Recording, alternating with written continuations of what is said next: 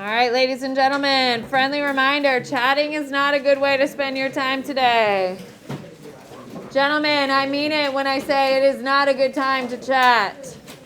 So, ladies and gentlemen, in order to be successful for today's instruction, you need to have a notebook out and ready to go.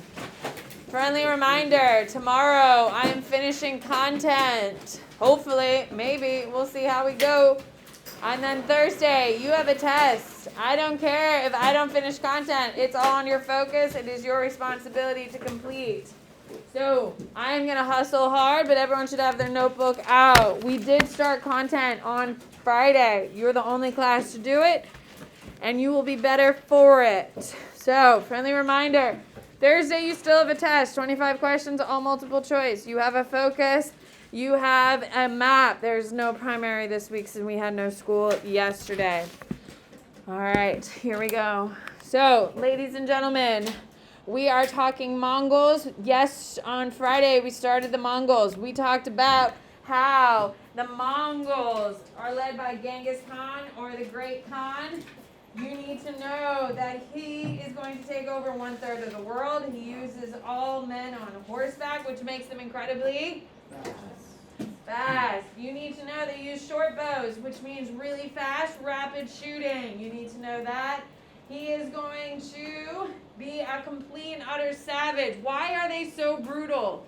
There's a reason. There's a method to the madness. Why are they so brutal, Will? No. Why, Alex? So that the next cities. Yes. Okay. So we are going to burn Bennett's room completely down and do horrible things to the women, the children, and the men. So that way when we go knocking on Secker's room, what are they going to do? Surrender. And the next town, the next town. That's why they're so savage. They could not fight and conquer the square mileage they did. They couldn't. The reason why they conquer as much territory is because everyone is like horribly afraid of them. Okay.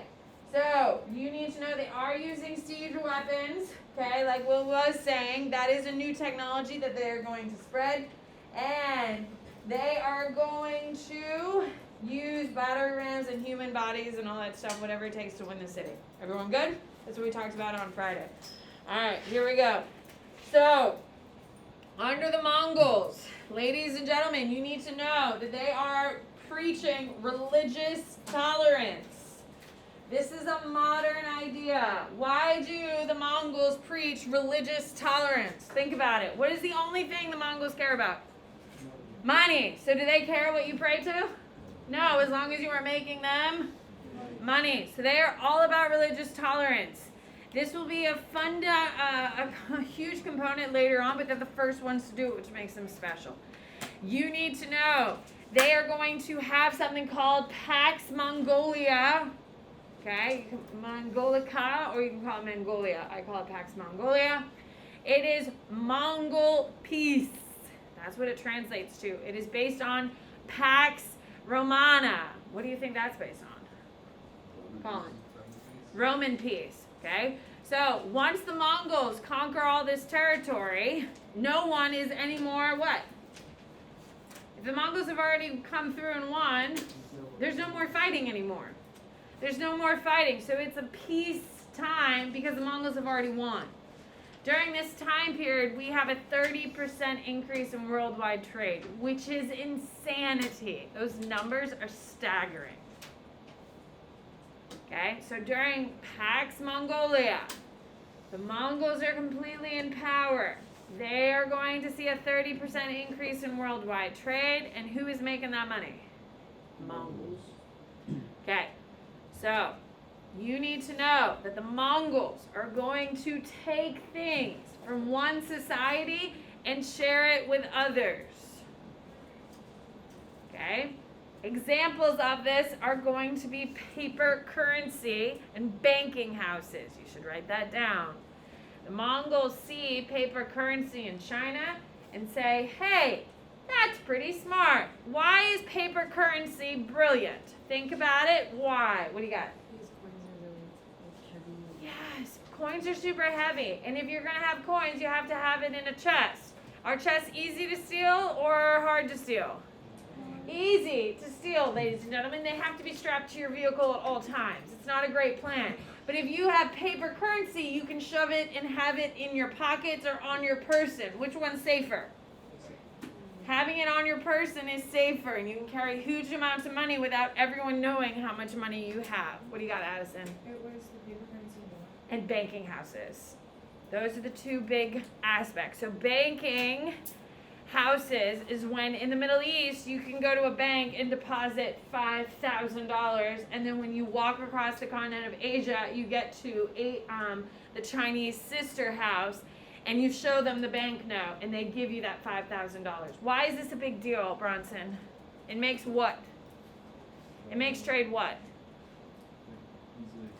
Easily accessible, fine, it's easier, but it's also significantly, all of your parents put their money in a, because it's, yeah, guys, that's it. And it makes it easier to not have that money on you. If you had $1,000 in cash on you right now, would you feel completely comfortable playing high school? No, because if I knew you had $1,000 of cash in your pocket, I would beat you up to get your $1,000 of cash. Okay, I'm just telling you. I'm just kidding. Don't go home and tell your mommy. Okay, you had $1,000 on you. You know, if someone found out you had it, you were totally getting jumped, and that money is gone. Okay, imagine if you have way more of that and you're in the middle of nowhere in Asia. Okay, of course you're going to get killed. So, banking houses, all that stuff makes it safer to trade. So, here we go. Improvements to trade via Mongols. Yep, that's your next heading. Improvements to trade via the Mongols. All Silk Road under one tariff. That's your first. Silk Road under one tariff. What does that mean, Keegan?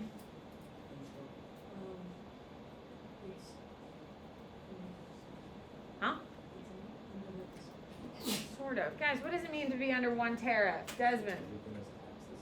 Yeah, and if 16 people control different parts of the Silk Road, how many tariffs would you pay? 16. But if one person owns it, how many tariffs do you pay? 1. So which one is faster? 1, right? So it's going to increase speed. Remember, tariffs are goods that are being sold. They pay a tax. So every time you sell a good in another country, you have to pay a tariff. So having one tariff for the whole Silk Road makes it easier, faster, much more effective. Okay, banking and paper currency. We're not going to explain them because we just talked about it. Third thing you need to know, it is going to build canvassaries. Okay, what are canvassaries? They're on your vocab quiz. Kaden, what's canvassari? It's like little stops every like 100 miles on the Silk Road. Yeah, it's like a what? It's like a hotel. Yeah, it's a hotel. Like my parents right now are driving to Boston. They started this morning and they're already in North Carolina. They're going to stop outside Philly and stay in a hotel. A canvassari is a hotel for traders. It allows them to rest. It allows them to switch out their horses. It allows them to keep the pace of trade. Okay. Fourth thing you need to know. They are going to police the Silk Road. What does that mean, police the Silk Road? They're trying to stop what from happening, Meriwether? Like thieves? Yeah, thieves. They're trying to stop thieves. So think about it. If you know they're actively trying to stop thieving, is it going to make trade safer? Are more people going to want to trade? Are more goods getting where they need to be faster and more efficiently? Yeah. So all of these are increasing speed. Okay. You also, fifth thing you need to know, they are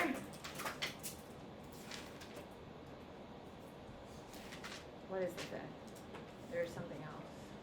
Shit. One tariff, bank. Oh, I put banking and all in one. Paper currency. That would have been the fifth. It's fine. Okay. So, here we go. Let's talk our major regions. Yes, ma'am? So is a tariff like a tax? Tariff is a tax on goods being sold. So if you go, now this is not how we run the United States because we locked in the Constitution. If you're in my AP Gov class, you would know. If you go to Georgia and sell goods, Georgia wants to make money off of you making money, so they're going to charge you a tariff. same thing. So every time you go into a different country, they charge you to sell goods there so they can get a cut. So if the whole Silk Road is controlled by one person, how many tariffs do you pay? If 16 people own parts of the Silk Road, how many tariffs do you make? 16. Which one's more cost effective? Which one is faster? There you go. And that's what makes it such a big deal. Okay? Now, we don't have it here in the United States because we want to increase trade. So we only have sales tax. We don't have tariffs. All right. First region is the Golden Horde. The Golden Horde is in what modern day country, Addison? Russia. There you go. So, Genghis Khan is going to get killed. Well, he's eventually going to die. I mean, he is immortal. So he dies, and his 4 grandsons are going to divide up the empire into 4 different regions. Under Genghis Khan, he rules it all. But, I mean, he's a mortal man, and he does die, so then it breaks into 4 regions. His grandson, Batu, is going to run the Golden Horde. Okay, put a star. It is the one the Mongols hold the longest. Almost 300 years longer than anywhere else. That's a big deal. That's kind of why Russians are completely unique from every other place, because they're held on to so long. Second thing you need to know about the Golden Horde. It's a tributary state. It's a tributary state that is incredibly effective. That keeps it in power. Now, why is it incredibly effective? For the first time, and you should write this down, Russia is centralized under this new policy. Russia is centralized. And the Mongols improved the military structure. So the Mongols genuinely improve what country? Russia. Do you think the Mongols are going to genuinely improve China? Hell no. Hell no. They're going to ruin China. I mean, in a lot of ways. However, the Mongols are genuinely going to help Russia. Yes, ma'am? They're going to improve it for the first time. It's also going to be the closest the Mongols get to Europe. Now, the threat of Mongols is going to slap the Europeans awake. Now, so far in the history we have taught, how great are the Europeans? They're literally behind on absolutely everything, and they're the last place you'd want to live. Can we agree? It's kind of hell on earth, because there's nothing going on, and everyone's dirty, and there's no good food to eat. With that being said, the Mongol threat in Russia is going to shake the Europeans awake, slaps them across the face, and says, you better pull it together, or you're going to get conquered by these people. So it wakes up Europe. Post-Mongols, Europe starts rising. You need to know that. Because of the Mongols, Europe starts rising. The threat of the Mongols makes Europeans build up their militaries, really for the first time. These militaries are going to be used against each other and then against the rest of the world here shortly. Okay. You need to know that. That's about it. That's all I need you to know about the Golden Horde. They're going to stay in this until almost the 1700s. America is made practically, and the Mongols still have Russia. That should be shocking. Yeah, we're like 200 years into like America being discovered. Yeah, it's a big deal. Okay, next one is, I want you to write Ilkhanate, I-L-K-A-A, of Persia. Ilkhanate of Persia is where I want you to be writing for your next heading. Okay, it is controlled by this guy. I'm not even going to try. Hewley? I don't know. Sure. Sounds good to me.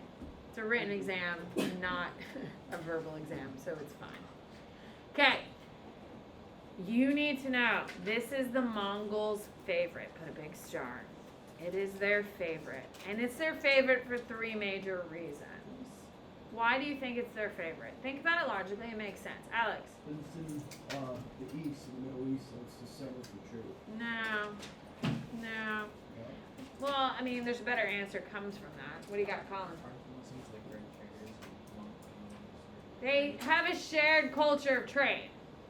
That's what it is. That's kind of what you're getting at. It's kind of what Colin is getting at. The reason why they like this place the best is that their core foundation is trade, just like the Mongols back home. Okay, so they have the shared culture of trade. Second thing that they really like about it is what, Olivia? It's their government structure. They love Persian bureaucracy. Absolutely. Because what are they going to do with it, Olivia? Yes! They love Persian bureaucracy. So much so they import it to China. And the third thing they love is what? They're traders. So what religion have they been exposed to the most? Islam. Now keep in mind, they are not pushing a religion. They are religiously tolerant. They don't care, but they prefer what religion? Islam. So all of these reasons are why Achaemenid of Persia is their favorite place. They do not have an official religion. However, if they did pick one, it would be because of their trading heritage. They're familiar with it, and trading has a lot of components of Islam. Now, you need to know, because they liked them so much, they had a very loose tributary system, which gave the Middle East a lot of freedom. And also, the Mongols only care about making money, and who is like hella good at making money? The Muslims. Yeah, so as long as they paid their taxes, they didn't give a shit because they were already doing like the thing. And they were like, go friend, do you best friend. Okay? So, Achaemenid of Persia is the Mongols' favorite because they have similar culture. They really liked Islam. It gave them a loose tributary system. Now, during this time period, you need to know that the Crusades are happening. During this time period, the Crusades are happening. Now, the Crusades. You don't need to write this down because I'm not teaching it this week. I'm teaching it next week. Let me just explain to you what happens for the Crusade. Okay. The Muslims are going to take over the holy city of Jerusalem, and it's going to piss off the Pope, Pope Urban II. So Pope Urban II says any Christian who goes to the Holy Land and kills Muslims gets to go to heaven, no questions asked. If you go and kill Muslims in the Holy Land, then all of your family gets to go to heaven, no questions asked. Now, just to pause, does that seem like something Jesus would say? I'm just putting that out there. Okay, so all the Christians in Europe are like, well, shit, all I have to do is kill a Muslim and I get to go to heaven and my whole family gets to go to heaven? Let's do this. So all the white people march on over to the Holy Land. Now, there are 14 crusades. 14 of them. Do you know how many the Christians won? One. They won one. They got curb stomped on the rest of them. Okay? They win the first one. Okay? But don't worry, Saladin is going to come back and take over the city and do some crazy, incredible things. The Christians win one crusade. They're going to lose the rest of them. However, when the white people get to the Middle East, they're going to see culture, art, books, spices. Spices. Can you imagine living in the hellhole of Europe with no spices? Keep in mind, the traditional, white person spice is salt and pepper. Right? My father-in-law thinks pepper is too spicy. That's how white he is. The whitest person in the land. With that being said, ladies and gentlemen, pepper comes from Asia. So Europeans don't even have pepper. They have no spices. So they go to the Middle East and they fight these wars. Okay? First one they win, they lose all the others, but what are they seeing for the first time? Spices, colors, silks, all of these incredible things. So when they go home, what are they talking about to all their friends? Dude, you should have seen the food. Okay? Isn't that what you talk about when you go on vacation? That's all I talk about. I was like, oh my God. So it was pretty, but damn, the food, oh my God, I ate this and I ate this and I ate this and I ate this. Okay? That's what they do. So all of a sudden, the Crusades are going to cause an increase in worldwide trade because all these white people who have been living in their little hole are now experiencing real art, culture, science, technology, food, spices. They want all of those things. So the fact that the Crusades are happening during this time is going to also increase worldwide trade because all of a sudden the Europeans are like, oh, we need that. We got to get that. Okay? So that is happening. That's going to cause a huge increase. You need to know it. Okay, next is Yuan Dynasty. You need to know the major dude is Kublai Khan. Kublai Khan has a very famous visitor. You play a stupid game in the pool. Marco Polo. Yes, Marco. Enthusiasm, people. Okay, Marco Polo went and visited Kublai Khan. Now listen, you can write down Marco Polo visits if you want, but you don't need to know too much about him because we're going to cover it in like 2 weeks. Kublai Khan is the leader of China when Marco Polo arrives. Marco Polo, you don't need to write this down, just listen. This is how much of a big deal Marco Polo is. Marco Polo goes to China. He's like one of the first white people to make it all the way to China. So everyone in China is like, oh my God, a white person. We've never seen one before. How cool. He's so cool because he's so white and no one's ever seen a white guy like this before. He gets to meet Kublai Khan, the emperor of China. Kublai Khan thinks this guy is funny looking and has a weird accent, and so they hang out for like 2.5 years. Well, Kublai Khan's just like doing shit, and like Marco Polo's just like living his best life. Okay, but Marco Polo naturally just sleeps with Kublai Khan's wife, obviously. He gets thrown in jail before he gets executed. He's thrown in jail for like 2 years. While he's in jail, he writes The Adventures of Marco Polo book, where he talks about all the crazy shit that he saw in China. So he gets smuggled out of prison the day before he's supposed to be executed, and he makes the trek back to Italy, which is where he's from. He gets to Italy, and he tells the printing press, he's like, dude, I got the craziest story for you. And he gives them the book, and they start publishing it, and it's like the first #1 bestseller in Europe ever. Everyone's reading this book about the crazy shit Kublai Khan's doing in China. So all of a sudden, all these white boys, and it's all boys because women were trapped in our houses giving birth to babies, all of the white boys in Europe, where do they all want to go? Because that shit sounds crazy. So all of a sudden, everyone in Europe wants to get to China. All of these kings and queens want to get to China. So they're starting to throw money at these white boys who want to get to China. And that's how you get Christopher Columbus getting all this money to go west, to go east, and that's how we get the New World. It's all connected, guys. What do you got? So are most people in Europe literate? No, yeah. Most people are completely illiterate until we get the printing press, which happens in like 1300s. So we're coming up on it. What do you got? How would Marco Polo communicate with people? Because people learn languages. People, not me. I struggle with the only language I know, called English. But some people are really in tune with languages and they can sit there and figure it out. It's just like, how did Europeans talk to Native Americans? Like, that shit is not the same. But they used hand signals and stuff like that. And eventually someone would figure it out and be able to start doing it. Okay, so that's how. Okay, here we go. Kublai Khan, Yuan Dynasty. You need to know that the religious tolerance is going to allow Taoism and Buddhism to rise in China. Okay, why does Buddhism and Taoism get to rise? What religion is now not being shoved on them?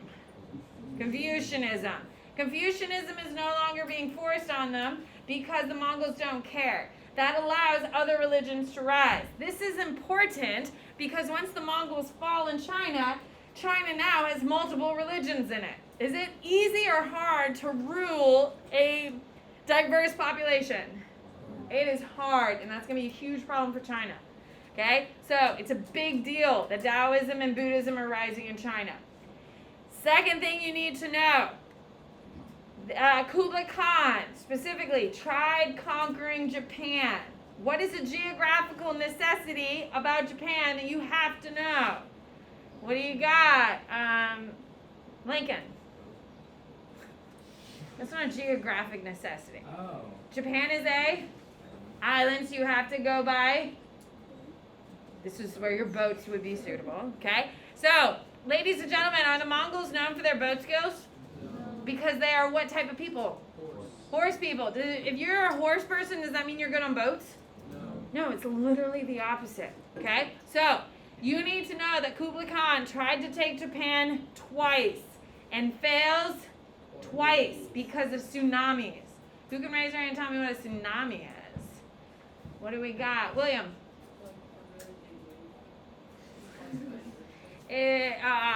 Or like hurricanes can cause them too, like huge big ones. Typically when we deal with tsunamis. Okay, so just listen.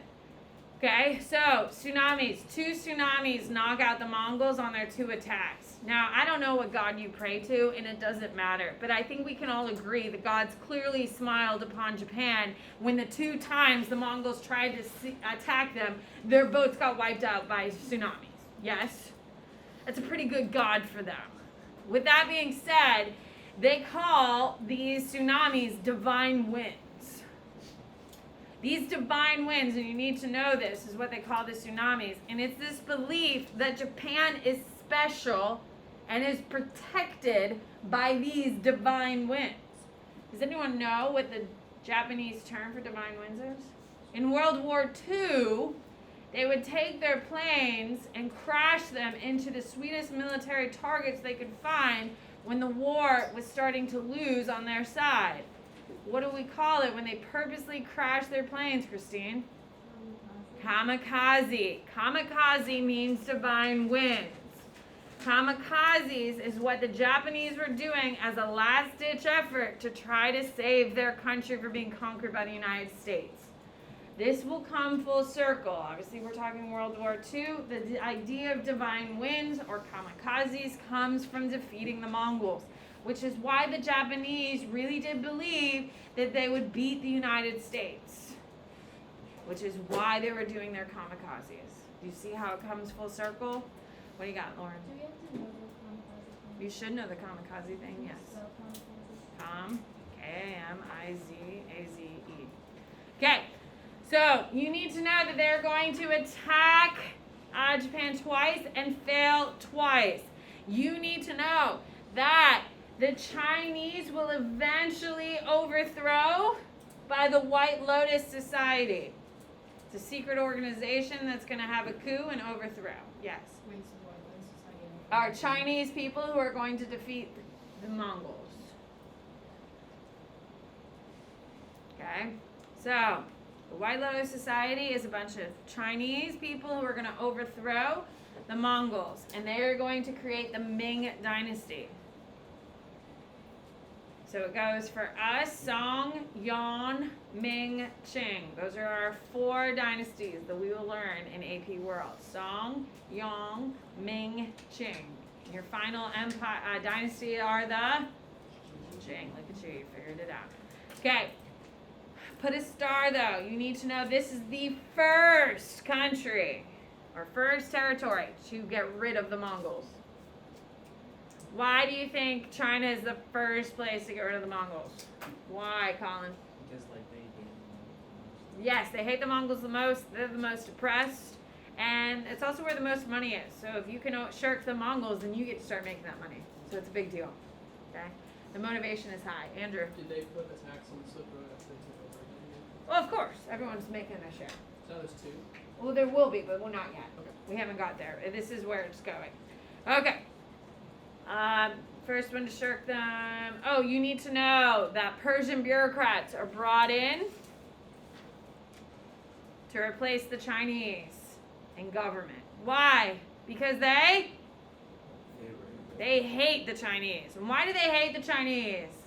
Why do they hate the Chinese? We talked about it on Friday when we were doing the map. Why do they hate the Chinese? Alex? Because they used to treat the Mongols super crappy. Yes! They were like super shitty to the Mongols. Mongols and stuff, and they beat up on them when the Mongols were down. Now the Mongols are in power, so they're using the crap out of them. They're going to dismantle the civil service exam. You need to know that. There's no more civil service exam in the Yuan Empire. Why does that make perfect logical sense, Olivia, who has her head down? Why? Why does it make sense they dismantled the civil service exam?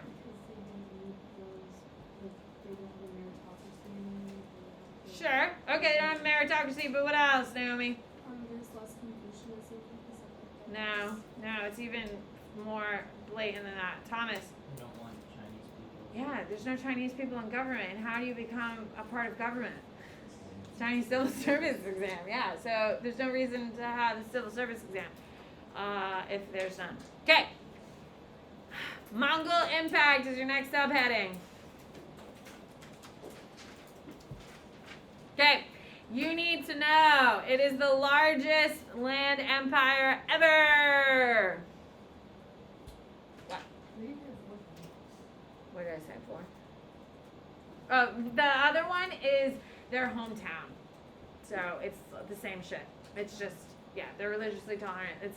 You really only need to know 3. The 4th one, and thank you for asking. You're the only one who's asked all day why we talked about that.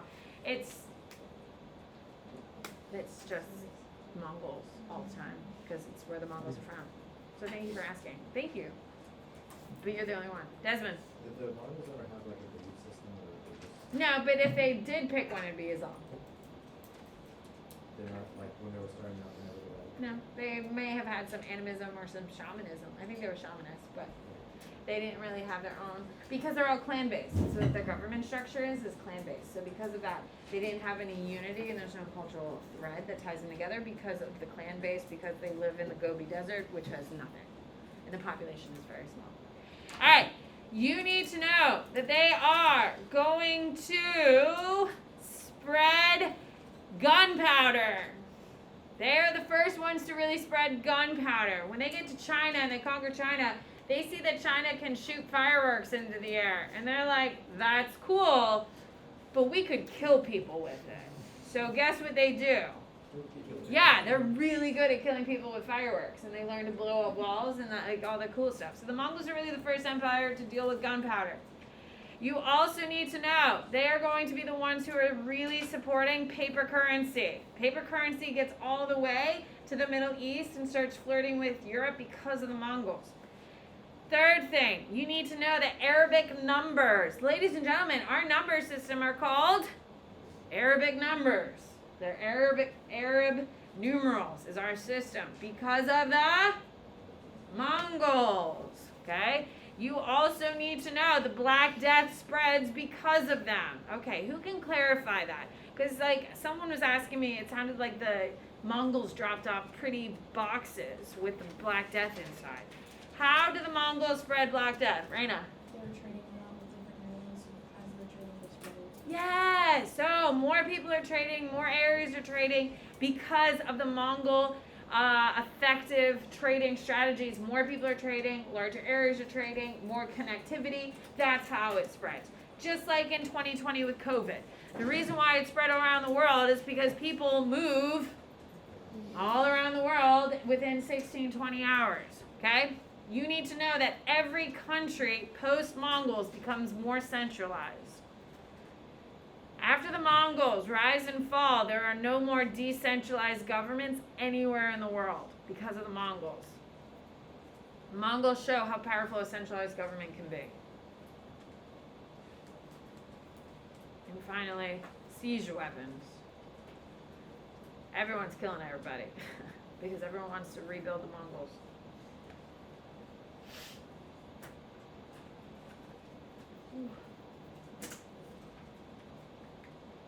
Okay, so you don't have to write a single thing down, but think about it. If the Mongols were alive today in 2022, they'd have the largest cities in the world, they would have the largest military in the world, they would have the largest gross domestic product in the world, they would have the largest area in the world, and they would have the largest population.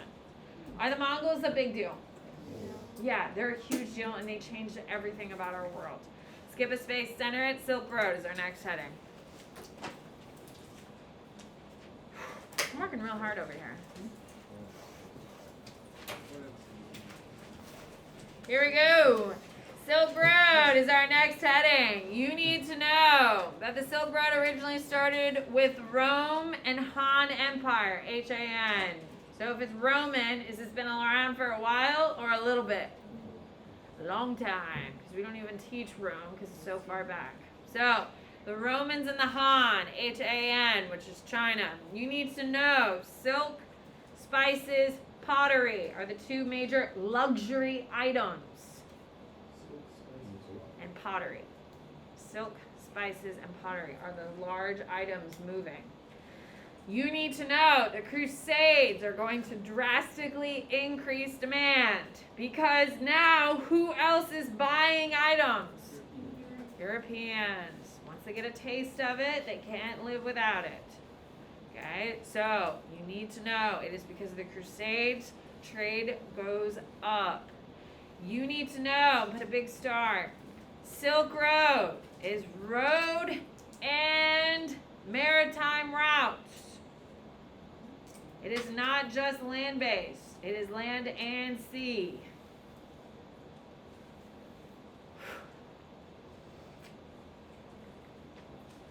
Okay, so couple big things you need to know. Increase in trade is going to occur because of the magnetic compass, which we talked about on the Silk Road, but there's a couple things that are specific to water.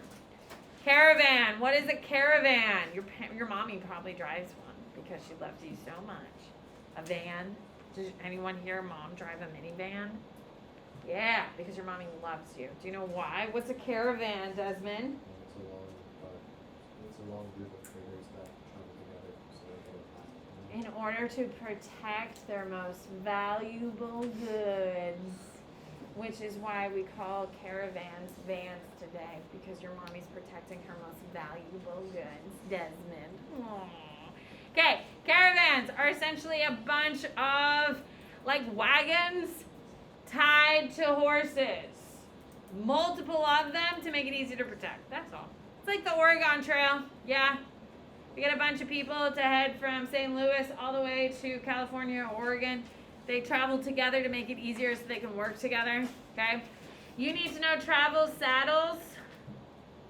Okay, are going to increase camels from about 60 pounds of cargo to 300 pounds. The Somali saddle carries 300 pounds. Can you imagine the difference in wealth from 60 pounds to 300? Isn't that insane? That's like 3 trips right there that you're doing now one. That's insane. Chinese rudder and juke. That's a juke. A juke. A Chinese rudder makes smaller ports navigable. Okay, so they can now enter smaller ports. Like Tampa. Is Tampa a large port or a small port? Small port, okay? Miami is a huge port because it's nice and big and really deep water. Tampa is a small port because it looks like it'd be a perfect port, but it's actually pretty shallow. That shallowness makes it very hard. The Chinese juke and the rudder allows boats to access smaller ports, which means now there are more ports because they can now have ships that can navigate them. And of course, unification by the Mongols. All right, guys. Okay, what do you got? Sail, and they would pull down their sails and kind of drift into port and drop their anchor, and the anchor would drag.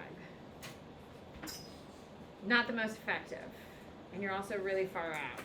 So by having the rudders and stuff like that, they can pull the ships closer, which means faster trade and exchange and pulling in and out. Okay, effects of trade.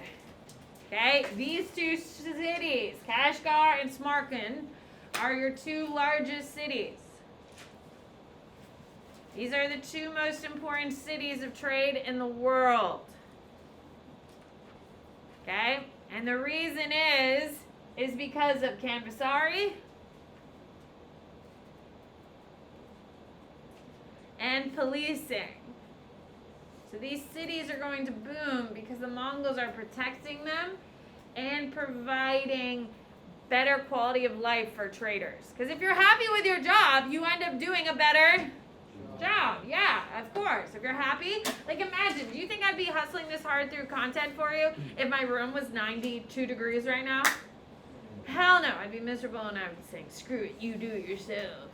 But now I'm over here sweating it out, trying to cover as much content as I can because I'm comfortable in my 70-degree room.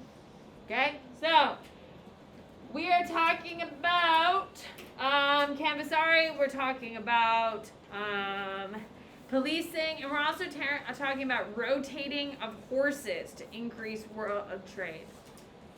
So you would show up to a Canvasari and you would give them your horses and they would give you fresh horses. And that way you could continue trading incredibly quickly. Is that something we need to write down again or not? No, it's up to you. Okay. Yeah. Okay, the growth of trade is really tied to the money economy with flying cash and banks, which we kind of already talked about. So, worldwide economy increases because we have paper currency and banking systems. Paper currency makes it easier to spend larger money, right? Okay? So, because we have paper currency, we can use larger bills, which means we can carry more money, which means we can bring it safely to Asia in order to buy those goods. We also have banking houses that you need to know is going to promote this, as well as bill of exchange. So these are the major technologies. We've kind of covered them already, which is why I'm going through really quick. All right, Skip a Space Center at Indian Ocean Basin. Here we go. I know. We're getting a lot done, though. And doesn't it feel good? Shake off that 3-day weekend. No, it's okay. I didn't really want to come back either, but here we are. Indian Ocean Basin. You need to know that it is going to increase because of new technology. Okay, the old school one is monsoon winds. What are monsoon winds? I've already taught you this. What are monsoon winds? They're the wind directions based on season. If you don't know that, I'd write it down. That is an older technology, but it's still technology. The new technology is what we call a lateen sail. It is a triangle sail that even if the wind is not blowing in the direction you want, by using it, you can still be pulled in the direction you want. Isn't that cool? So no matter what, even if the wind's not going in the direction you want, you're still moving in the direction you need. Don't ask me how. I'm not smart enough to know these things. I'm sure our our sailing club kids could tell you. I have no idea. But yeah, you kind of catch it. It's pretty cool. Stern rudders. We're steering now in a major way, so we're now using smaller ports, which will increase because more goods are getting out instead of just in the big ports. Astrolabe. This is a big deal. This is the most important one on this list. Second is lateen, by the way.